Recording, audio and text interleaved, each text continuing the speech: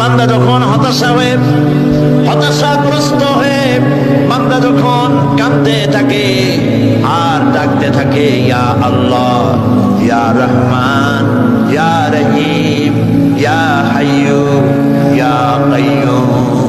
একটুখানি তাহাজ্জুদে ওঠেন, গভীর রাত্রে ঘরের সবাই যখন ঘুমানো, আপনি তখন উঠুন, উযু করে একাকী রুমের ভিতরে ঢুকে তাহাজ্জুদের নামাজ আদায় করে চোখ বন্ধ করে যদি ডাকতে থাকেন মধুর সুরে, ইয়া আল্লাহু, ইয়া রহমানু, ইয়া রহিমু, ইয়া হাইয়্যু, ইয়া কাইয়্যুম পড়েন, ইয়া আল্লাহু, ইয়া রহমানু, ইয়া রহিমু, ইয়া হাইয়্যু, ইয়া কাইয়্যুম।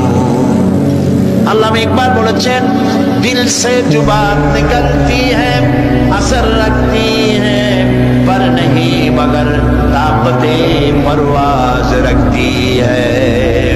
दिल থেকে যে কথা উচ্চারিত হয়, মুখের কথা আর মনের কথা ভিন্ন রকম।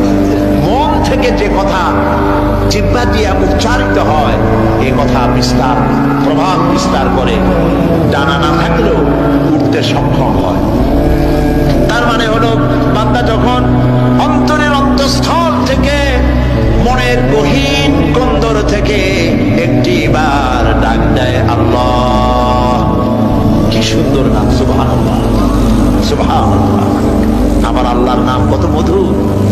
আল্লাহ নয় কিন্তু আল্লাহ। বলুন তো কি? আবার বলুন, আবারও বলুন।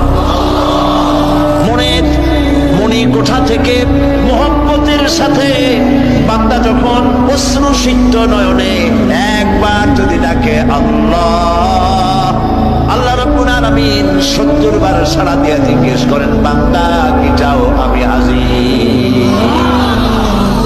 আল্লাহরে ডাকার জন্য মাইকের দরকার নাই, আল্লাহকে ডাকার জন্য চিৎকার মারার দরকার নাই।